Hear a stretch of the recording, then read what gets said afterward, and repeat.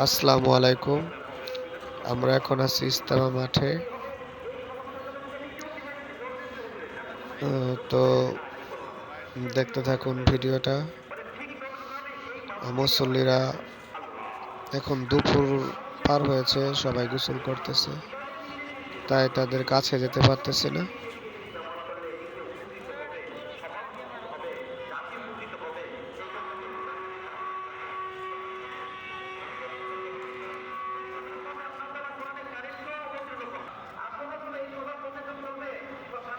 প্রথম পর্বে অনেক লোকজন হয়েছিল, দ্বিতীয় পর্বতে একটু লোকজন কম দেখতেছি, কোনো ভিড়ে ভিড়ে দেখতেছি না।